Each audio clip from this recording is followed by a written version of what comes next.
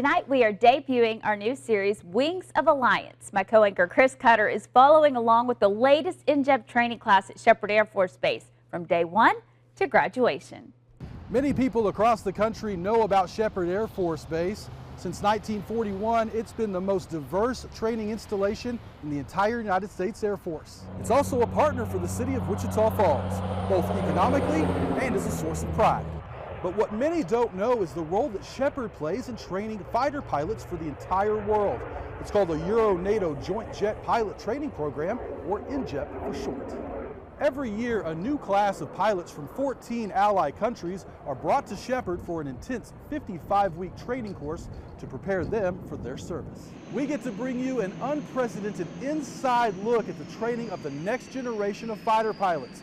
Footage you're only going to see right here on News Channel 6. Over the next year, we will be in class, in training, and even flying with ENJJPT student pilots. This is Wings of Alliance.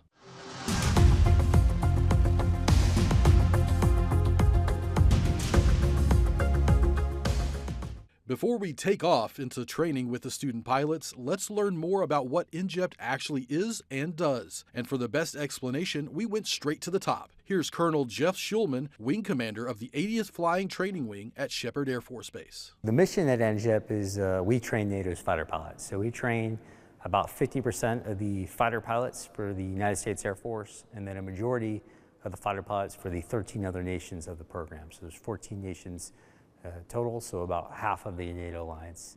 When the U.S. was in the Vietnam War, the U.S. was training South Vietnamese pilots here at Sheppard Air Force Base.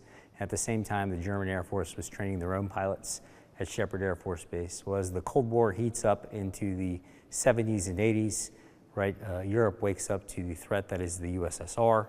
They need to expand their military, expand their air forces, and so they're looking around for, you know, how do we train more fighter pilots in the limited airspace, and it's very, very expensive to make a fighter pilot.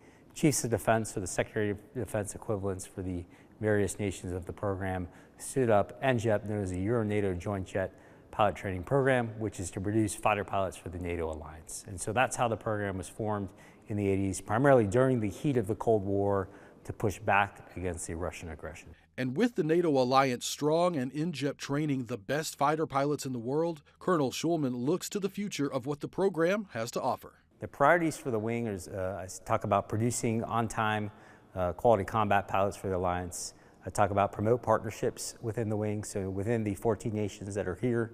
I talk about promoting partnerships with our sister wing, the 82nd Training Wing, also on Sheppard Air Force Base. And then furthermore, the last one is to prepare our people, and that's for really what's next. And so as you look around right in the world, and the news is so busy, especially right now with everything going on from in the Middle East to Europe, to China with the actions they take in the East and South China Sea, to what's going on the Korean Peninsula right now with the DPRK, to include the South Korean government, and just the instabilities in the world. You know, the NATO alliance is the strongest alliance in the world. It's existed for 75 years. You know, that's what we do. We're the factory, fighter pilot factory right here in Wichita Falls. So they all come through here. Of the 14 nations in the alliance, 6 are represented in this class, designated as Class 2603. Germany, Canada, Denmark, the Netherlands, Romania, and of course the United States. In part 2 of our series opener, we will jump right into training, starting with day 1. We'll hear from the student pilots as they go through each stage of training, including experiencing hypoxia, practicing parachute landings, and stepping into state-of-the-art flight simulators. That's next time on Wings of Alliance.